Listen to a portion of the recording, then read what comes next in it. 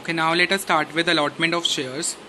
अब कंपनी ने पब्लिक से पैसा मंगवाया, कंपनी ने पब्लिक से एप्लीकेशन बनी, जितनी भी एप्लीकेशन पब्लिक से आई कि मेरे को कंपनी के शेयर्स खरीदने हैं, तो जब कंपनी अपने शेयर्स पब्लिक को इश्यू करती है उसे हम अलॉटमेंट कहते हैं।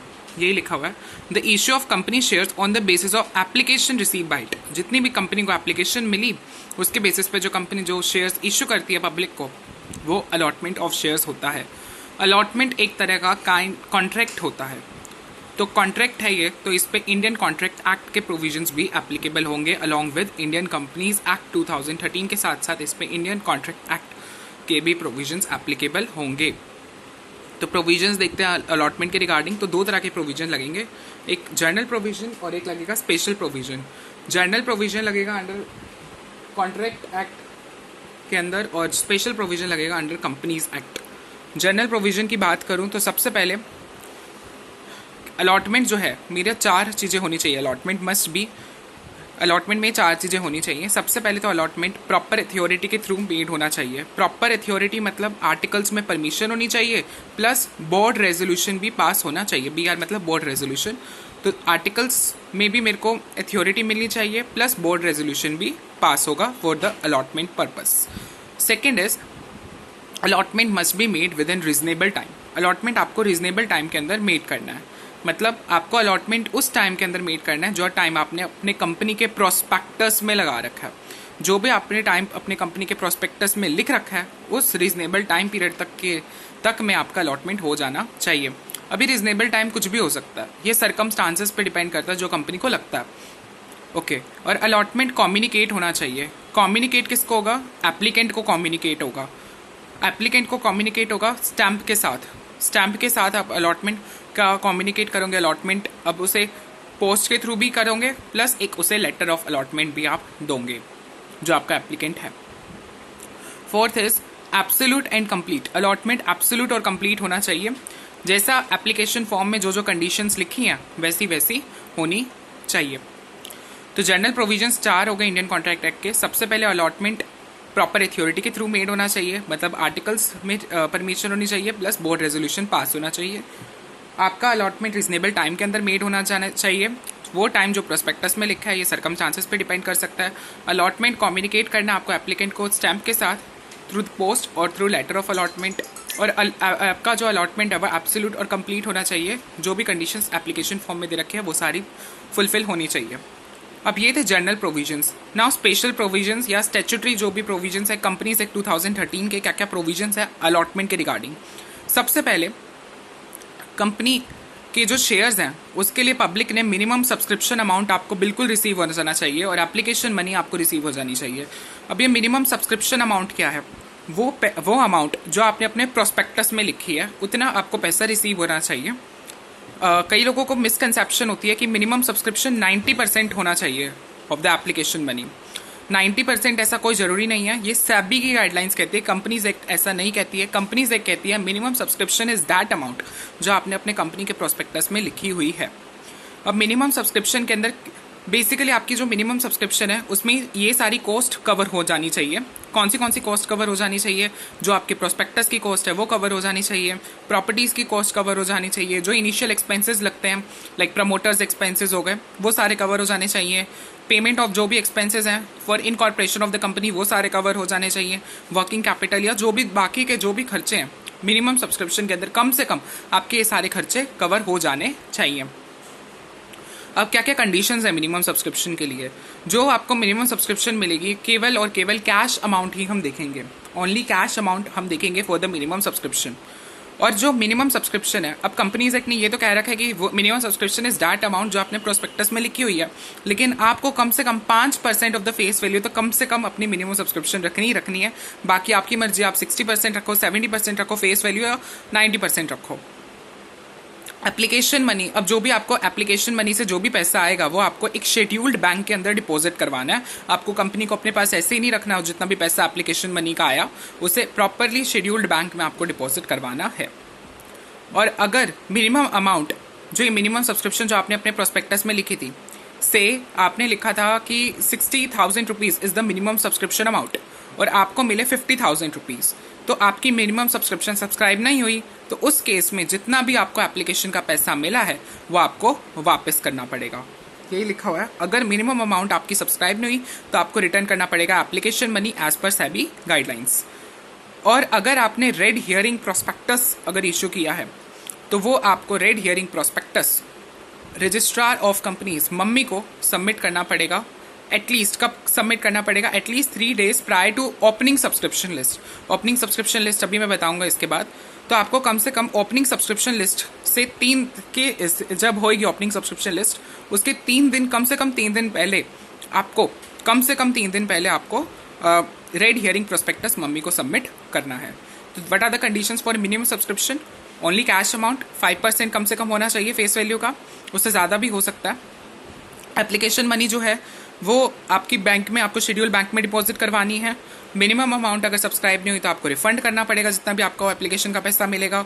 और आपको रेड हियरिंग प्रोस्पेक्टस आरओसी को फाइल करना है at least 3 days prior to opening subscription list. Now what is opening subscription list? Opening subscription list क्या होता है? जब कोई भी अलॉटमेंट, अगर आप कोई भी अलॉटमेंट कंपनी जब तक कोई भी अलॉटमेंट नहीं कर सकती है, जब तक आपने जिस दिन प्रोस्पेक्टस इशू किया, से ऑन 1 अप्रैल, आपने 1 अप्रैल को प्रोस्पेक्टस इशू किया, तो आप अलॉटमेंट तब तक नहीं कर सकते जब तक 5 दिन ना हो जाए। मतलब आप अलॉटमेंट केवल और केवल 6 अप्रैल से शुरू कर सकते हो। अगर आपने 1 अप्रैल को अगर प्रोस्पेक्टस इशू किया था तो आप 6 अप्रैल को ही अलॉटमेंट कर पाओगे। तो कम से कम 5 days का पीरियड हो जाना चाहिए प्रोस्पेक्टस के इशू में। और यही चीज़ यहाँ पर बोल रहा था वो कि आपको रेड हियरिंग प्रोस्पेक्टस फाइल करना है at least 3 days prior to opening subscription list. मतलब अगर देखा जाए तो आप 1 अप्रैल को अगर सपोज आपने इशू किया है और 6 अप्रैल को आप ओपनिंग सब्सक्रिप्शन लिस्ट, आप ओपनिंग सब्सक्रिप्शन लिस्ट कहते हैं कि आप 6 अप्रैल को आप अलॉटमेंट कर सकते हो, तो उससे at least 3 days prior means on 3 अप्रैल। तो 3 अप्रैल को आपको रेड हियरिंग प्रोस्पेक्टस आरओसी को इशू करना पड़ेगा। और जो भी आपके शेयर्स हैं वो आपको लिस्ट करवाने पड़ेंगे स्टॉक एक्सचेंज पे। आपको स्टॉक एक्सचेंज पे जितने भी आपके शेयर्स होंगे वो आपको लिस्ट करवाने पड़ेंगे। ओके, अब इर्रेगुलर अलॉटमेंट क्या होता है?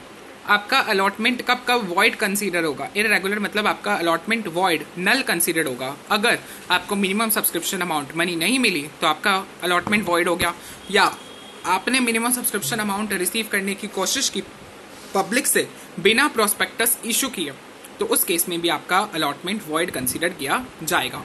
ये प्रोविजंस जो इर्रेगुलर अलॉटमेंट के, ये केवल और केवल पब्लिक कंपनी पे लगते हैं। प्राइवेट कंपनी पे ये प्रोविजंस एप्लीकेबल नहीं होते हैं। इसके बाद नेक्स्ट हमारे पास है प्रोसीजर फॉर अलॉटमेंट। अब अलॉटमेंट का क्या प्रोसीजर होता है? एक प्रॉपर प्रोसीजर है। सबसे पहले तो जो भी ऊपर मैंने स्टैट्यूटरी कंप्लायंसेस बताए हैं कि आपको कम से कम जो भी आपको अमाउंट प्रोस्पेक्टस में मिले आपको वो रिसीव हो जानी चाहिए। अलॉट मिनिमम सब्सक्रिप्शन 5% होना चाहिए। आपको शेड्यूल बैंक में डिपॉजिट करवाना है। और ओपनिंग सब्सक्रिप्शन लिस्ट जो है वो आप अलॉटमेंट तब तक मेड करोगे until the beginning of 5th day from the date of issue of prospectus. Red herring prospectus आपको फाइल करना पड़ेगा at least 3 days prior to opening subscription list. आपको अपने शेयर्स लिस्ट करवाने पड़ेंगे स्टॉक एक्सचेंज पे। ये सारा जो भी प्रोसीजर है ये आपको कंप्लाई करना पड़ेगा। फिर आप रेड हियरिंग प्रोस्पेक्टस फाइल करेंगे at least 3 days prior to opening subscription list to ROC. फिर formation of allotment committee, even एक अलॉटमेंट कमेटी बनती है वो बनाएंगे। फिर अलॉटमेंट कमेटी बनने के बाद बोर्ड ऑफ डायरेक्टर्स की एक मीटिंग होगी, और जैसे ही बोर्ड ऑफ डायरेक्टर्स की मीटिंग हो जाएगी तो जो भी अलॉटमेंट की जो शेयर एप्लीकेशन एंड अलॉटमेंट की जो लिस्ट है उसमें मेंबर्स की एंट्री होगी कि इसने जो आप एंट्रीज करते हो इशू अलॉटमेंट की वो सारी एंट्रीज पास ऑन होंगी। फिर आप रिसीव करोगे अलॉटमेंट मनी। कंपनी को अलॉटमेंट मनी मिलेगी। कंपनी को अलॉटमेंट मनी मिल गई। फिर उसके बाद कंपनी को जैसे ही अलॉटमेंट का पैसा मिल जाएगा, अब जो शेयर होल्डर्स होंगे उन्हें शेयर सर्टिफिकेट इशू किए जाएंगे। और शेयर होल्डर मेंबर कब बनता है? जब उसका नाम रजिस्टर ऑफ मेंबर्स में लिखा जाता है। सो आपका नाम रजिस्टर ऑफ मेंबर्स में लिखा जाएगा तो आप बन जाओगे member. Till the 7th point आप शेयर होल्डर ही हो, लेकिन 8th पॉइंट पे जैसे आपका नाम रजिस्टर ऑफ मेंबर्स में लिख दिया आप क्या बन गए मेंबर। तो क्या क्या प्रोसीजर है? सबसे पहले तो जो भी ऊपर स्टैट्यूटरी कंप्लायंसेस देखे हैं वो सारे फुलफिल हो जाने चाहिए।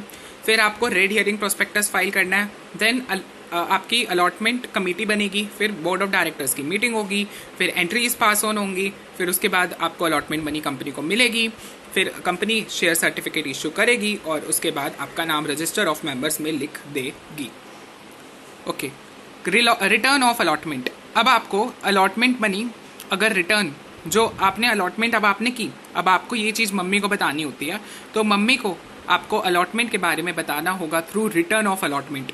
जब आप अलॉटमेंट के बारे में आरओसी को बताती है कंपनी, उसे हम कहते हैं रिटर्न ऑफ अलॉटमेंट।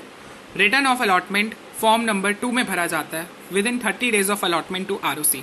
आपको मम्मी को 30 दिन के अंदर अंदर बताना पड़ेगा जैसे आपने अलॉटमेंट कर दी इन फॉर्म नंबर 2। ये फॉर्म नंबर 2 आप याद रखना, रिटर्न ऑफ अलॉटमेंट का फॉर्म नंबर 2 होता है।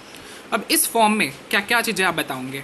फेस वैल्यू बताओगे, शेयर की कितने शेयर्स थे, शेयर होल्डर्स का एड्रेस, शेयर होल्डर्स का प्रोफेशन, ये सब के बारे में आप बताओगे अलॉटी के एड्रेस और प्रोफेशन के बारे में।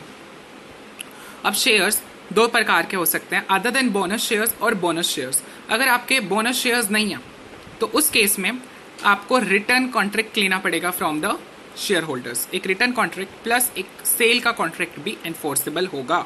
तो 2 कॉन्ट्रैक्ट्स एनफोर्सेबल होंगे, एक return contract plus contract of sale. और अगर बोनस शेयर्स हैं तो आपको मम्मी को कॉपी ऑफ रेजोल्यूशन भी पास करनी पड़ेगी कि आप बोनस शेयर्स इशू कर रहे हो।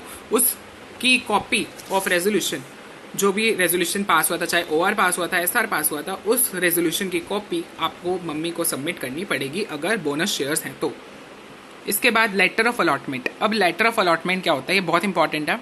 लेटर ऑफ अलॉटमेंट क्या होता है? अब जो भी सेक्रेटरी आपकी कंपनी का, जो भी सेक्रेटरी है कंपनी का, जैसे ही वो एप्लीकेशंस मेक करता है, आपने एप्लीकेशन मनी दे दी, आपने कंपनी के शेयर्स परचेज कर दिए, तो letter of allotment shareholders को इशू होगा।